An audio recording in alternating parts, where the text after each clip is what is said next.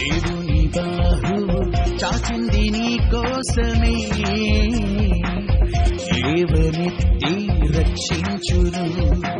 దేవుని బాహువు చాచింది నీ కోసమే, ఆదరించి ఆశ్రయమిచ్చు.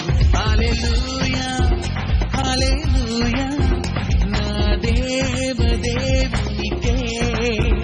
హల్లెలూయా హల్లెలూయా నా దేవుని బాహువుకే. హల్లెలూయా హల్లెలూయా నా దేవదేవునికే. హల్లెలూయా హల్లెలూయా నా దేవుని బాహువుకే. నా దేవుని బాహువుకే. నా దేవుని బాహువుకే.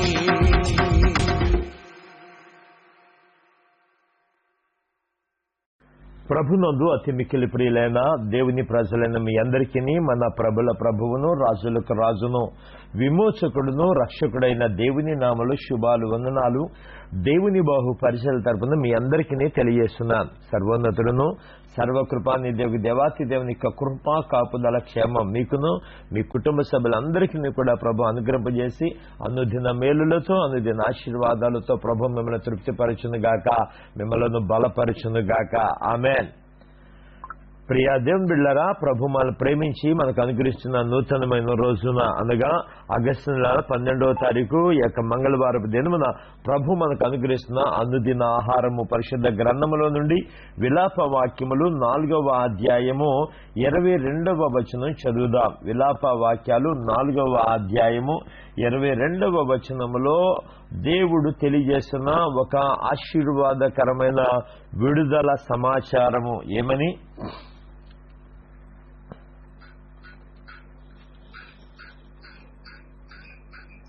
సియోను కుమారి, నీ దోష శిక్ష సమాప్తమాయను. ఇక మీదట ఆయన మరెన్నడూను నిన్ను చెరలోనికి కొనిపోడు. ఎదోము కుమారి, నీ దోషమునకు ఆయన శిక్ష విధించును, నీ పాపములను ఆయన వెల్లడిపరచును. మళ్ళా చదువుతున్నాను మొదటి లైను. సియోను కుమారి, నీ దోష శిక్ష సమాప్తమాయను. ఇక మీదట ఆయన మరెన్నడూను నిన్ను చెరలోనికి కొనిపోడు. దేవుడు ఉదయ కాలము ఈ వాక్యము ద్వారా మనల్ని ఆశీర్వదించి మనం ధైర్యపరిచి విశ్వాసములో కొనసాగింపజేసుకొనును గాక. ఆమేన్. ప్రభునందు ప్రియమైన దేవుని వాళ్ళరా, ఇలాంటి మాట కొరకు ఎంతమంది ఎదురు చూస్తామో తెలుసా? విడుదల సమాచారం, విడుదల వస్తుంది నీకు. ఇదిగో నువ్వు చెరలోంచి బయటకు వస్తావు. ఇక ఇదిగో ఏ చెర నిన్నేమీ చేయలేదు. ఇదిగో నిన్ను విడిపించబోతున్నాను, నేను నిన్ను తప్పించబోతున్నాను, నేను నిన్ను చెరలోంచి ఇదిగో నిన్ను బయటికి తీసుకురాబోతున్నాను అనే మాట కొరకు ఎంతమంది ఆ రోజు ఇశ్రాయేలీయులు ఎలాగైతే కనిపెడుతున్నారో ఈరోజు ఈ వాక్యం వింటున్న మీలో కూడా మనలో కూడా అనేక మంది ఇలాంటి మాట ఎవరైనా చెప్పగలరా, ఇలాంటి విడుదల ఎవరైనా ఇవ్వగలరా అని ఎదురు చూస్తూ ఉంటాం. ఎవరిస్తారండి? ఎవ్వరూ ఇవ్వరు. గాని విమోచకుడు, రక్షకుడు, ఆ సర్వోన్నతుడైన దేవాతి దేవుడు శాశ్వతమైన ప్రేమతో తన ప్రజలను ప్రేమిస్తూ విడువక తన వారి ఏళ్ల కృప చూపిస్తున్న ఆ దేవాతి దేవుడు తప్పించి ఎవరు అలాంటి మాట చెప్పగలరు? కాబట్టి ఆ దేవాతి దేవుడు ఆ బబులోను దేశంలో నలిగిపోతున్న ఆ యొక్క సియోను కుమారు గురించి, ఇశ్రాయేల్ ప్రజల గురించి, ఇజ్రాయేల్ జాతి అంతటి గురించి ఆయన ఒక ఆలోచన కలిగి ఉన్నారు. ఏంటి ఆలోచన అంటే వారికి విడిపించాలి. మరి ఇంకొకళ్ళు ఉన్నారు కదా, ఎదోము కుమారులు అంటున్నారు. ఎదోము కుమారు గురించి ఎందుకని అంటే వారికి ఒక శిక్ష ఉందంట, వారి పాపములంట. దేవుడు అంటున్నాడు నేను వెల్లడిపరుస్తాను అంటున్నా. ఎందుకండి వాళ్ళకి వీళ్ళకి తేడా? సియోను కుమారికి ఏమో దోషశిక్ష కొట్టివేయబడుతుంది అంటున్నాడు, ఇక్కడేమో మీ పాపములను నేను వెల్లడిపరుస్తాను అంటున్నాడు. ఎందుకని రెండింటికి వ్యత్యాసం అంటే ఒకరు దేవుని చేత ఎన్నుకోబడినవా, దేవుని కృప ద్వారా బలపరచబడుతున్నవా, దేవుని కృపలో వారు పొందుకున్న ఉన్నవారు అలాంటి వారికి దేవుడిచ్చిన ఆశీర్వాదకరమైన మాటే విడుదల సమాచారము. ఏ సమాచారం అండి? విడుదల సమాచారం.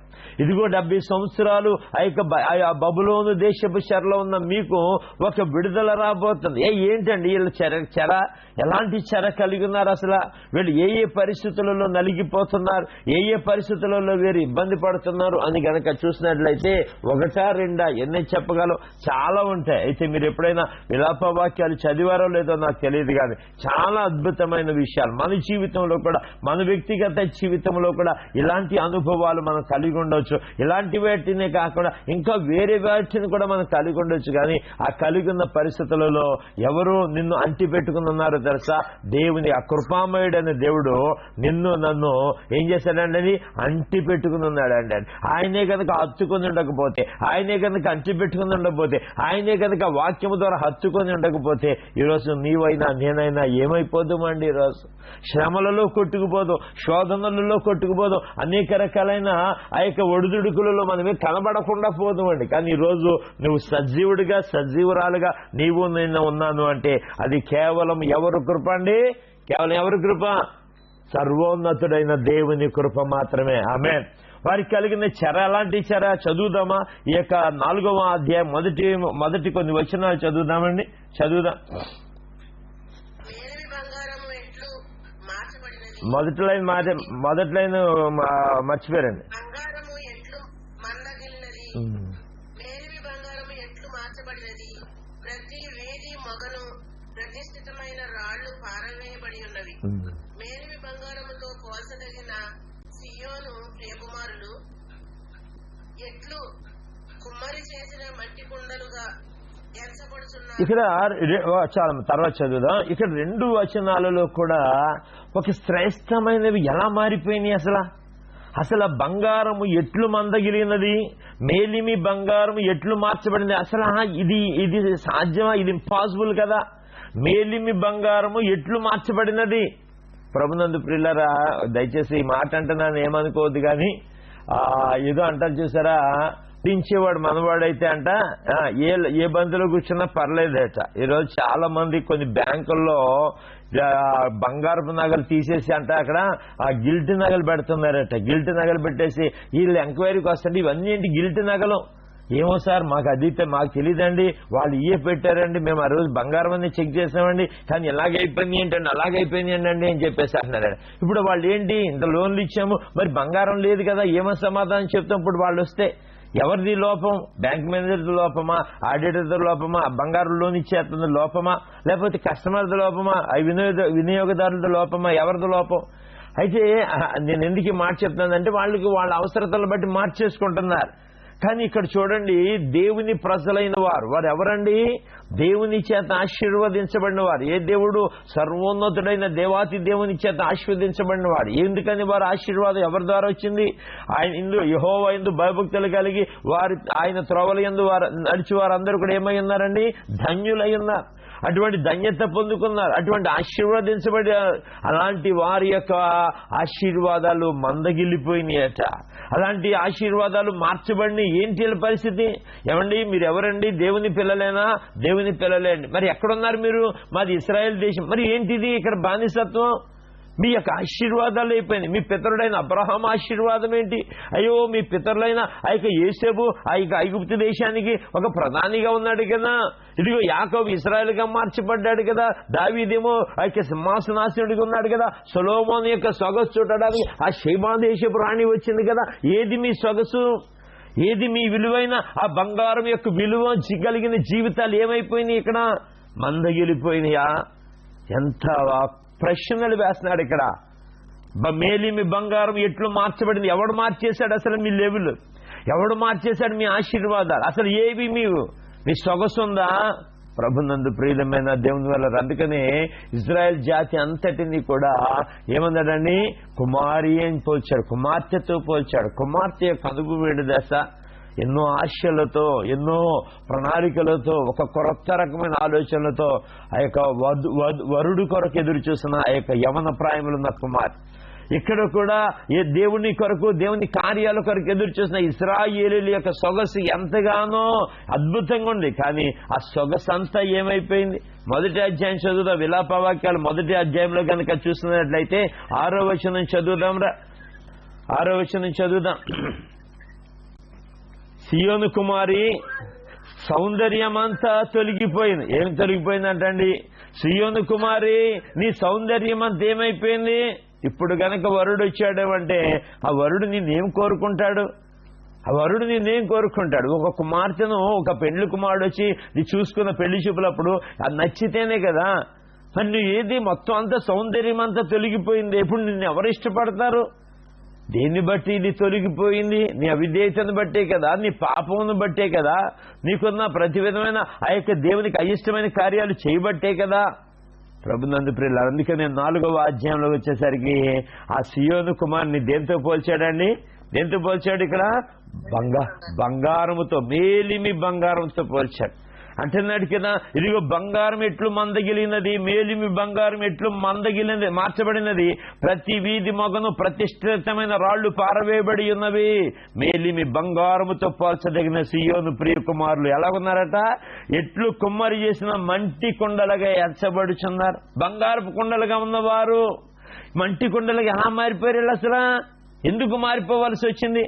ఇంకా కిందకి చూస్తే భయంకరమైన మనకి ఆ మాటలు కనబడతాయండి. ఏమైపోయారంటే వాళ్ళు చదువుదా 3వ వచనం. తమ పిల్లలకు పాలించును. నా జనుల కుమారి ఎడారిలోని ఉష్ణ వృక్షము వలె క్రూరురాలాయెను. ఎంత బాధాకరమైన పరిస్థితి అండి. తర్వాత దప్పి చేత చంటి పిల్ల నాలుక వాని అంగటికి అంటుకొనెను. పసిపిల్లలు అన్నమడుగుదురు, ఎవడును వారికి పెట్టడు. చూడండి ఎంత బాధ, ఎంత చెర అంటే, అలా నక్కలైనను అవి చనుపాలిచ్చి పెంచుతాయి కదా.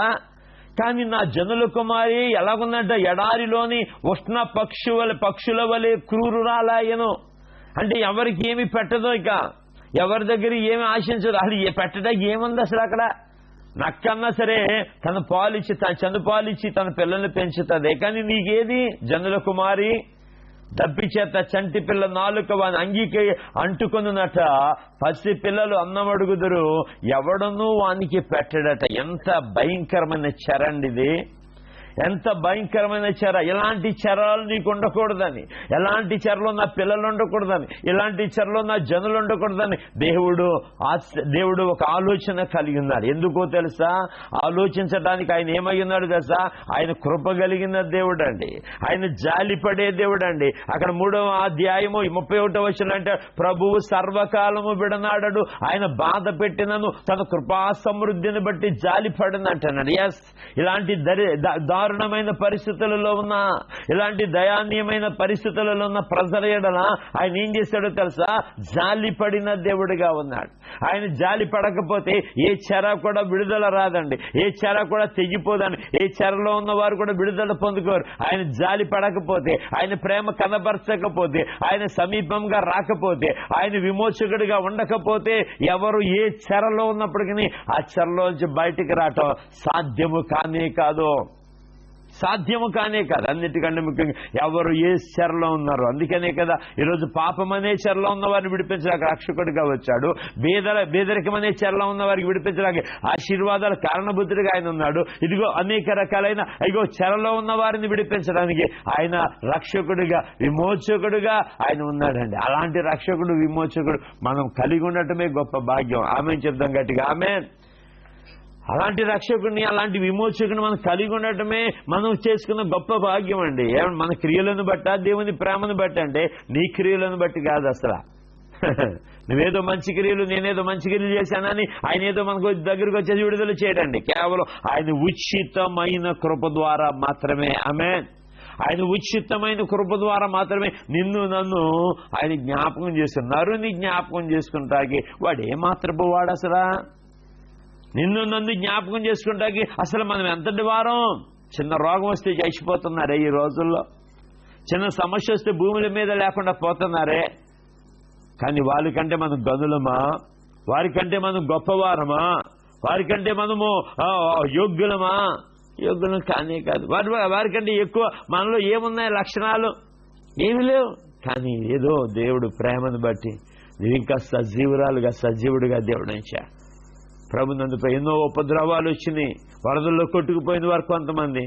2000 ఎన్నో సంవత్సరం అండి, 2004 సంవత్సరంలో 5 సంవత్సరాలు ఆ సునామీ వచ్చినప్పుడు కొట్టుకుపోయిన వారు కొంతమంది.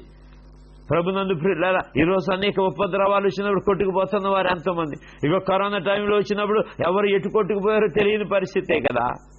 ఈరోజు అలాంటి పరిస్థితులు ఎన్నో రాబోతున్నాయి. ఉన్నవైనను ఎన్నో రాబోతున్నాయి. అలాంటి పరిస్థితుల్లో నువ్వు ఏ చెరలో ఉన్నా సరే ఆ చెరలో నీకు ఒక విడుదల కావాలి అంటే నువ్వెవరిని జ్ఞాపకం చేసుకోవాలో తెలుసా? నీ కష్టకాలంలో, దుఃఖ సమయంలో, బాధాకరమైన పరిస్థితుల్లో, కరువు పరిస్థితులలో నీ రక్షకుడైన దేవుని నువ్వు జ్ఞాపకం చేసుకోవాలి. ఆమేన్. ఆ దేవుణ్ణి జ్ఞాపకం చేసుకోవాలి. ఆ దేవుని వైపు తిరగాలి. ఆయన కృప కొరకు వేడుకోవాలి. ఆయన కృప ద్వారా వచ్చే ప్రతి ఆశీర్వాదం కొరకు వేడుకోవాలి. అందుకని ఒక మాట అంటాడు. ఏమంటాడు తెలుసా? 3వ అధ్యాయము 25వ వచనం చదువుదాం. కాదమ్మా, 3వ అధ్యాయం 25వ వచనంలో ఆశ్రయించు వారి ఎడల యెహోవా దయాళుడు. ఎవరండి? ఇదిగో నీ కరువులో, నీ కష్టంలో నువ్వు ఎవరిని ఆశ్రయిస్తున్నావు? సియోను కుమారి, నీ సౌందర్యం అంతా తొలగిపోయింది కదా, ఇప్పుడు నువ్వు ఎవరిని ఆశ్రయిస్తున్నావు? ఎవరైతే ఏ దేవుడైతే కృపామయుడిగా ఉన్నాడో ఆ దేవాతి దేవుడిని ఆశ్రయించు. తన్ను ఆశ్రయించు వారందరి ఎడల ఆయన దయాళుడుగా ఉన్నాడు. రెండోదిగా నీకున్న చెరలో నువ్వెవరిని వెతుకుతున్నావో తెలుసా? ఎవరి కొరకు కనిపెడుతున్నావో తెలుసా? ఎవరి కొరకు కనిపెడుతున్నావు? ఆయన కొరకు కనిపెట్టి ఆయనను గనక వెతికావా ఆయన నీ ఎడల ఏం చూపిస్తాడండి? దయ చూపించేవాడిగా ఉన్నాడు. ఆయన ఆశ్రయదుర్గముగా ఉన్నాడు. దయ చూపించేవాడుగా ఉన్నాడు. ఆయన దయాళుడుగా ఉన్నాడు. అలాంటి దేవుడిని నీ కరువులో, నీ కష్టంలో ఆశ్రయిస్తే ఖచ్చితంగా ఆయన నీతో చెప్తాడు. ఏమని చెప్తాడు తెలుసా? నీ దోష శిక్ష సమాప్తమయ్యను. ఆమేన్. ఏం సమాప్తమైందండి? దోష శిక్ష సమాప్తమైంది.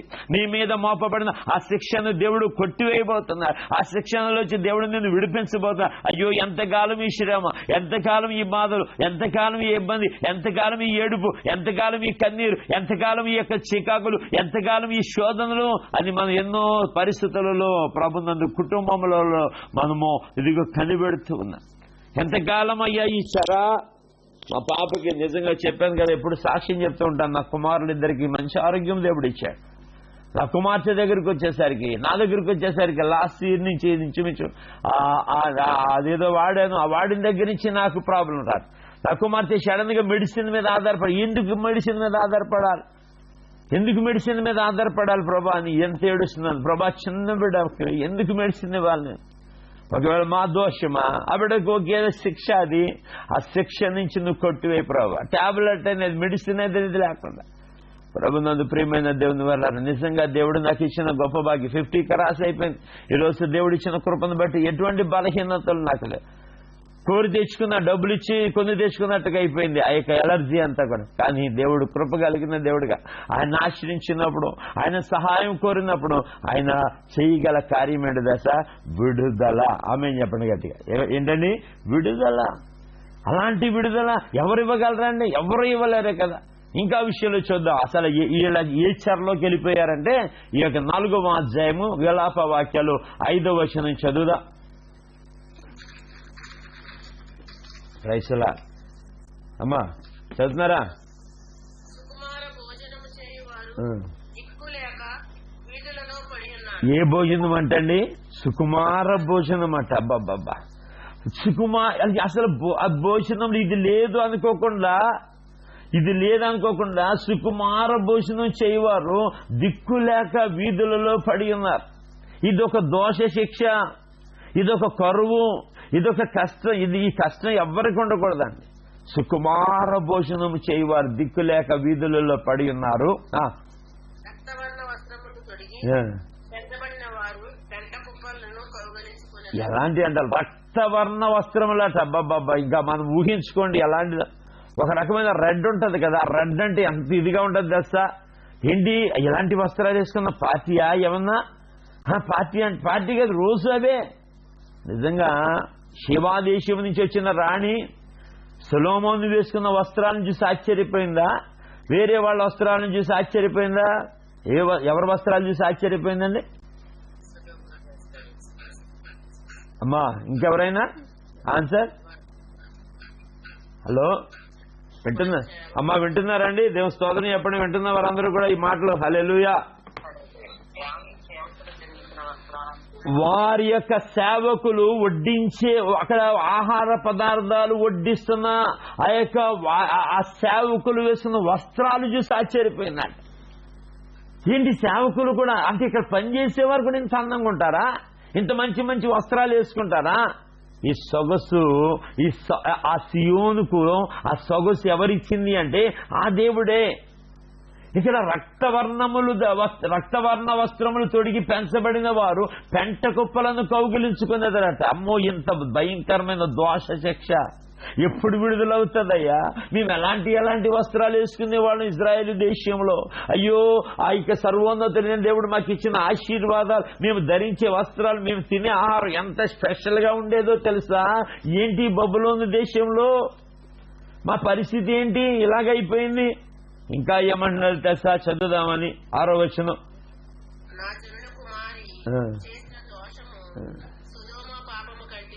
ఇక్కడ దేవుడు జ్ఞాపకం చేస్తున్నాడు.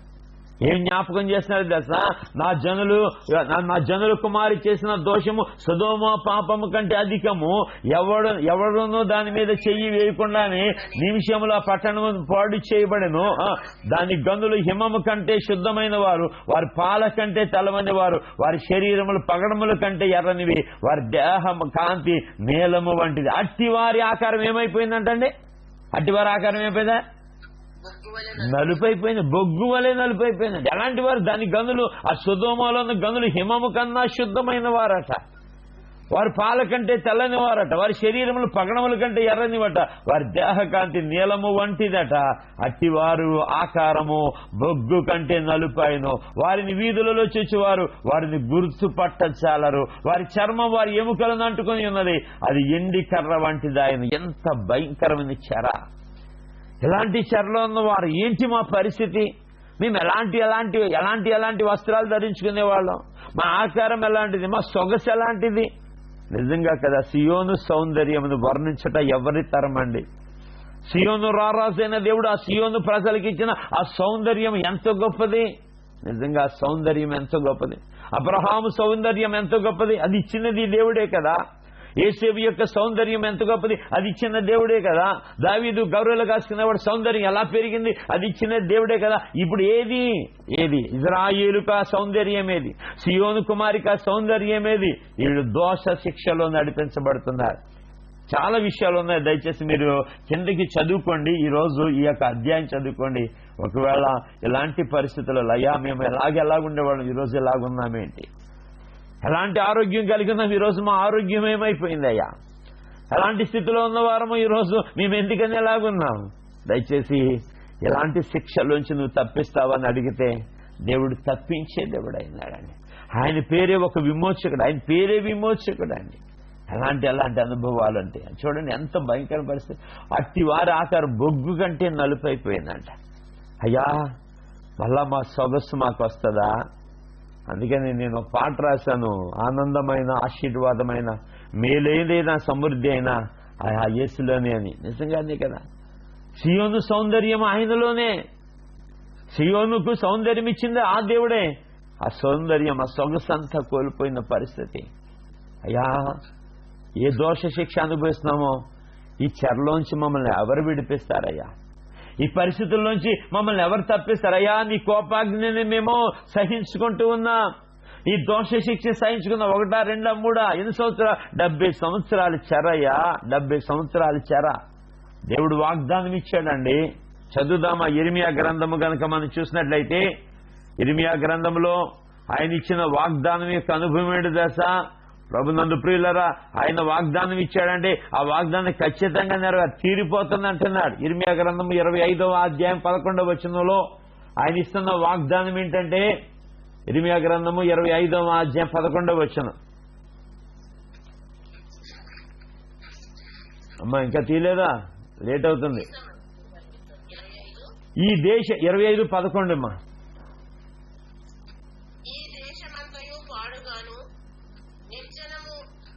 నిశ్చలముగాను ఉండును.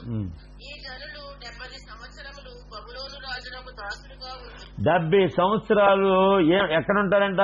బబులోను రాజుకునకు దాసులుగా ఉందరు. యెహోవా వాక్కు ఇదే.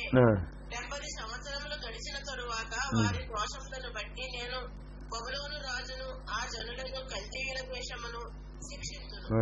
ఆ దేశము ఎప్పుడు పాడుగా ఉండునట్లు నియమించును. ఆ దేశం ఎప్పుడు పాడుగా నుండినట్లు నేను నియమించును అంటున్నారు. తర్వాత 29వ అధ్యాయము, ఇదే ఇర్మియా గ్రంథం 29వ అధ్యాయం 10వ వచనంలో గనక చూస్తున్నట్లయితే, యెహోవా ఈ ఆజ్ఞ ఇచ్చుచున్నాడు. బబులోను రాజ్యమునకు 70 సంవత్సరములు గడిచిన తరువాత మిమ్మును గూర్చి నేను పలికిన శుభవార్త నెరవేర్చి ఈ స్థలమునకు మిమ్మును తిరిగి రక్షించుటట్టు నేను మిమ్మును దర్శించును. ఆమేన్. ఆయన అంటున్నాడు యెహోవా ఈ ఆజ్ఞ ఇచ్చుచున్నాడు. అది మర్చిపోయారు. ఈ ఆజ్ఞ అంట. ఈ ఆజ్ఞ ఏ ఆజ్ఞ? అంతకు ముందు ఇచ్చిన ఆజ్ఞల కంటే ఈ ఆజ్ఞ శ్రేష్టమైన ఆజ్ఞ. ఏ ఆజ్ఞ అంటే బబులోను రాజ్యంలో 70 సంవత్సరములు గతించిన తర్వాతనే మిమ్మల్ని గురించి నేను పలికిన శుభవార్త నెరవేర్చి. అద్భుతం. శుభవార్త ఏంటి? శుభవార్త కొరకు దోష శిక్ష కొట్టివేయబడాలి, చెర కొట్టివేయబడాలి. చెరలోంచి మీరు బయటకు వచ్చేస్తారన్న శుభవార్త వారికి తెలియజేస్తూ ఏం చెప్తున్నాడో తెలుసా? ఈ శుభవార్త నెరవేర్చి ఈ స్థలమునకు మిమ్మల్ని తిరిగి రప్పించినట్లు నేను మిమ్మల్ని దర్శించును. అందుకని దేవుని దర్శనము కొరకు ఎవరైతే కనబడుతున్నారో వారి జీవితములలో ఒక గొప్ప విడుదల చూస్తారండి. ఆమె చెప్దాం గట్టిగా ఆమేన్. ఆయన దర్శిస్తున్న దేవుని దర్శనం ఒక వాగ్దాన దర్శనమా, ఒక ప్రవచన దర్శనమా, ఒక వాగ్దర్శనమా ఎప్పుడైతే నువ్వు కలిగి ఉంటుందో ఆ దర్శనం యొక్క నెరవేర్పును దేవుడు ఖచ్చితంగా ఇచ్చే దేవుడు ఉన్నాడండి. ఆమె వీళ్ళు కుమిలిపోతున్నారు. అయ్యా ఎంతకాలం ఇచ్చారా? వాళ్ళలో దేవుని ఆశ్రయించండి అంటున్నాడు. అందుకనే నరులు ఆశ కలిగంట ఇందాక చదివిన భాగంలో 3వ అధ్యాయంలో ఆ యొక్క 26, 27 వచనంలో ఏమంటది? నరులు ఆశ కలిగి యెహోవాను గురించి రక్షణ కొరకు ఎలా కనిపెట్టుకోవాలంటే అండి, ఓపికతో కనిపెట్టుకుందుట. అమ్మా ఎవరు చెప్పట్లేదమ్మా, వింటున్నారా? 26వ వచనంలో ఉంది కదా, విలాపవాక్యాలు 3:26లో నరులు ఆశ కలిగి యెహోవాను గురించి రక్షణ కొరకు ఓపికతో కనిపెట్టుట ఏమైందండి? మంచిది. ఎవరు ఫాలో అవ్వట్లేదు అనుకోండి. మంచిది. ఎవరు ఫాలో అవ్వట్లేదేమో దయచేసి మరి ముగిస్తాను. మంచిది. ఆ మంచి కార్యక్రమం కొరకు వారు కనిపెడుతున్నారు. ఆ మంచి కార్యక్రమం కొరకు ఎదురు చూస్తున్న వారికి దేవుడిస్తున్న ఆ చక్కటి విడుదల ఆ యొక్క వచనము ఏంటి అంటే ఆ యొక్క మూలపాఠము 4వ అధ్యాయం 22వ వచనం, సియోను కుమారి నీ దోష శిక్ష సమాప్తమైపోయింది. చాలిక నువ్వు కష్టపడింది చాలు, నువ్వు దోష శిక్ష అనుభవించింది చాలు. ఆ శిక్షలోంచి నేను విడిపించడానికి ఇష్టపడుతున్నా. ఆ దోష శిక్ష నేను కొట్టివేయబట్టడానికి ఇష్టపడుతున్నా. నేను ఇస్తున్న ఆ యొక్క విడుదల ఆశీర్వచనం ఏంటి అని కనుక ఆలోచన చేస్తే ఇక మీదట ఆయన మరెన్నడూ నిన్ను ఎక్కడికి తీసుకుని పోడండి? చెరలోనికి తీసుకుని పోడు. ఆ రోజు దేవుడు ఒక వాగ్దానం ఆ ప్రజలకు ఇచ్చాడు. ఈ రోజు ఈ యొక్క ఉదయకాలంలో నీకు వాగ్దానం ఇస్తున్నా. నువ్వు ఎక్కడున్నా, ఏ దేశంలో ఉన్నా, ఎక్కడున్నా, ఏ పరిస్థితుల్లో ఉన్నా, ఏ స్థితిగతులలో ఉన్నావో, ఏ చెరలో ఉన్నావో, ఏ శోధనల చేత నలిగిపోతున్నావో, ఏ ఇబ్బందికరమైన పరిస్థితులు నలిగిపోతున్నావో, ఈ యొక్క ఉదయకాలంలో దేవుడు నీతో మాట్లాడుతున్నాడు. నీ యొక్క దోష శిక్ష ఆయన సమాప్తం చేయటానికి ఇష్టపడినా. చాలిక నువ్వు శ్రమ పడింది. ఎంతమంది రోజు విశ్వసిస్తున్నారు? దయచేసి మీ హ్యాండ్ రైజ్ చేయండి. మీ కొరకు ప్రార్థించేటకి ఇష్టపడుతున్నాను.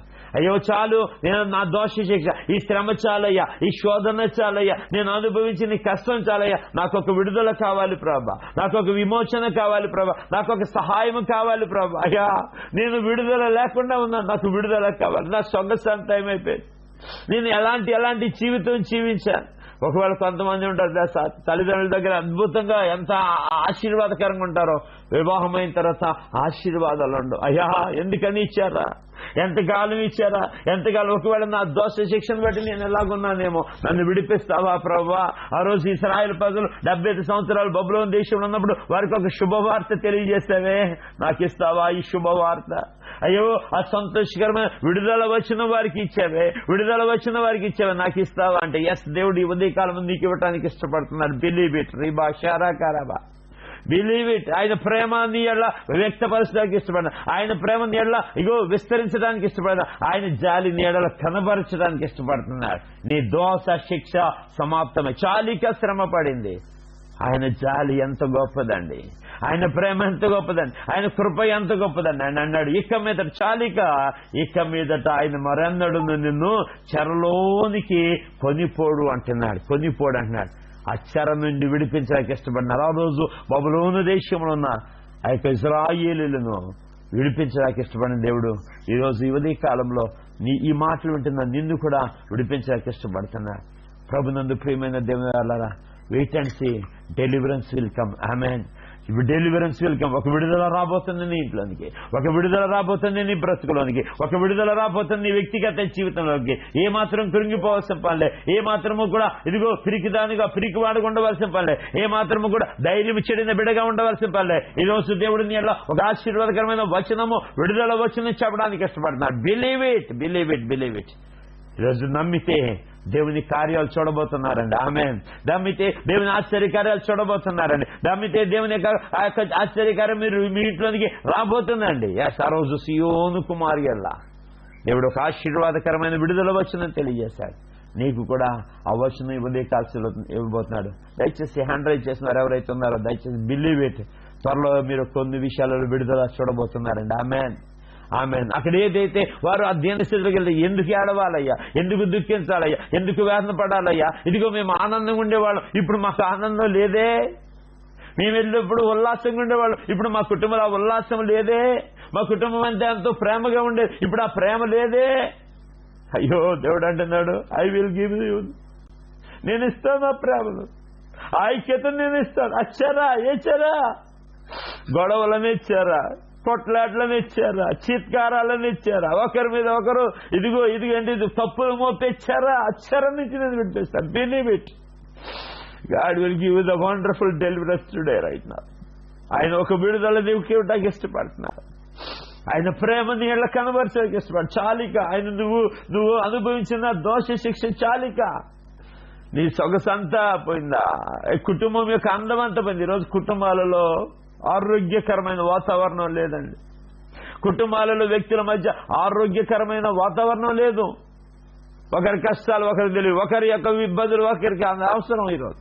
కానీ దేవుడు కుటుంబంలో ఆరోగ్యకరమైన వాతావరణం దయచేయబోతున్నాడు అండి. Believe it. నమ్మిన వారు దేవుని స్తోత్రం చెప్పండి ఒకసారి గట్టిగా. హల్లెలూయా, హల్లెలూయా, హల్లెలూయా, హల్లెలూయా. రోజు ఆరోగ్యకరమైన వాతావరణం ఇవ్వబోతున్నాడు అండి. చెర కొట్టివేయబడుతుంది, కన్నీరు తొడవబోతుంది, ఆనంద బాష్పాలు రాబోతున్నాయండి. ఎగిరి గొంతులు వేసి ఏదో మూల కూర్చుని ముక్కుతూ మూలుకుండే అనుభవం కాదు, ఎగిరి గొంతులు వేసి ఉల్లసించే అనుభవం దేవుడు ఇవ్వబోతున్నాడు. అది నెరవేరును గాక, అది అనుగ్రహించబడును గాక, అది మీరు పొందుకొందురు గాక. ఆమేన్ చెప్పాలి, ఆమేన్ చెప్పాలి. అది మీరు పొందుకొందురు గాక, అది దేవుడి ద్వారా మీరు అనుభవించుదురు గాక. ఇదిగో ఆ స్థితిని దేవుడు మన కుటుంబాలకు అనుగ్రహించును గాక.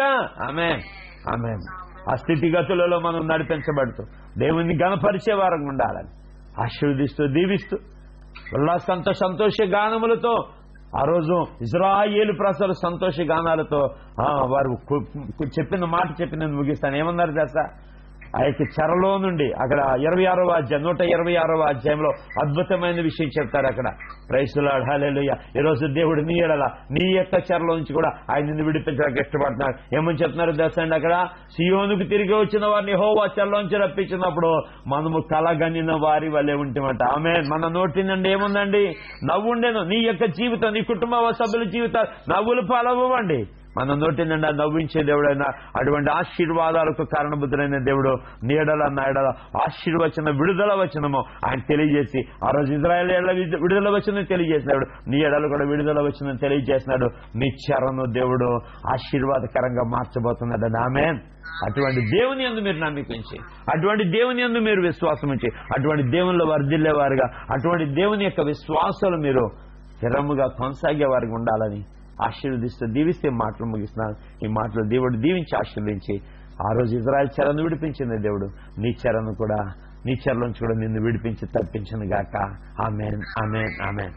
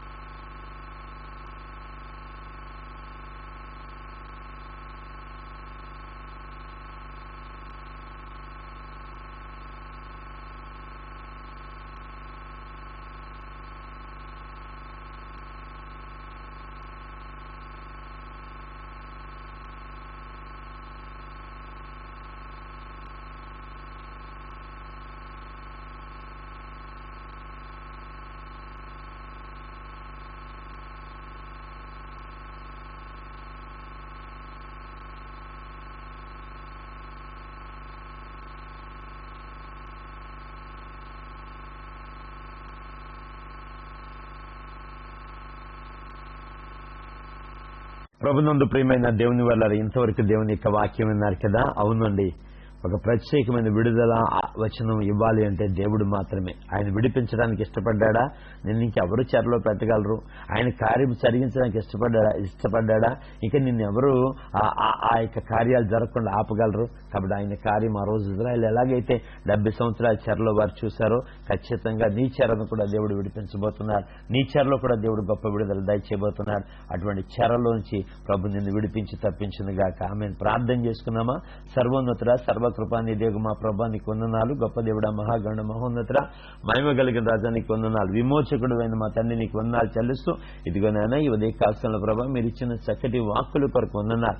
అయ్యా నాయన నీ ప్రజలతో నువ్వు సెలవిచ్చిన మాట నెరవేర్చబడును గాక, నెరవేర్చుదురు గాక. కాబట్టి మీరే నెరవేర్చి సాయం చేసి మహిమ పొందుకోమని మహిమ కలిగిన రాజా నీకు వందనాలు చెల్లిస్తున్నాను తండ్రి, అర్పిస్తున్నాం. నీ దయా నీ కృప కనికరం కాపుదల మెండుగా దయచేసి అందులో మేలుతో తృప్తిపరిచి సాయించండి. ఏ దుష్టుడు గలిబి లేకుండా సహాయం దయచేయమని సహాయకుడు నీకే వందనాలు చెల్లిస్తూ అర్పించుకోండి. నేను చిన్న బిడ్డలు, యవనస్తులు, వృద్ధులు, కన్యలు ప్రతి ఒక్కరిని నీ దయతో నింపండి. ఎవరు ఏ చెరలో ఉండడానికి వీల్లేదు ప్రభు. ప్రతి ఒక్కరిని చెరలోంచి తప్పించి సాయం చేయమని అందులో మేలుతో నింపండి. బలహీనలుగా రోగులుగా ఉన్నవారు ఎవరైతే ఉన్నారో వారిని స్వస్థపరచండి.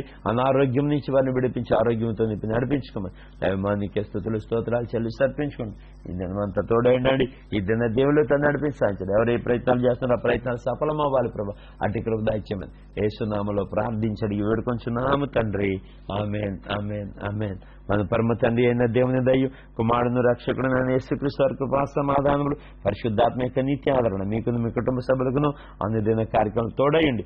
అన్ని విషయాలలో ప్రభు క్షేమాన్ని స్థిరపజేసి మిమ్మల్ని బలపరచును కాక, విశ్వాసుల భక్తుల పరిశుద్ధతలు స్థిరపరిచి ఆయన ద్వారా కలిగే గొప్పగా ఆ యొక్క విడుదల మీరు పొందుకుందురు గాక. ఆమేన్, ఆమేన్, ఆమేన్. ప్రభునందు ప్రియులరా, మీ అందరికీ కూడా ప్రభునామలో దేవుని బాహు పరిచయాల తరపున వందనాలు తెలియజేస్తున్నాను. రాజరత్నని మా కుటుంబం తరపున కూడా. కాబట్టి మీరు కొరకు మేము ఎల్లప్పుడు కూడా ప్రార్థన చేస్తున్నాం, తెలియజేయడానికి సంతోషిస్తున్నాం. అలాగే మా కొరకు కూడా మీరు ప్రార్థన చేస్తారని నమ్ముచున్నాను. ఒకరికొకరు ప్రార్థన చేసుకోవడం ద్వారా దేవుడికి గొప్ప కార్యాలు చేస్తారు. అటువంటి గొప్ప కార్యం మీరు రుచి చూచుదురు గాక. దేవుడు మనం దీవించును గాక. మీకు ఏదైనా ప్రత్యేకమైన ప్రార్థన వస్తే మాకు ఫోన్ చేయండి. మీ కొరకు మేము ప్రార్థన చేయడానికి ఇష్టపడుతున్నాం. మా ఫోన్ నంబర్ 9676594100. ప్రభు తన ప్రేమ చేత మిమ్మల్ని నింపి నడిపించి తన కార్యం చేత మిమ్మల్ని తప్పించి మేలును క్షేమం మెండుగా దయచేయను గాక. Amen, amen, amen. God bless you all. Shalom.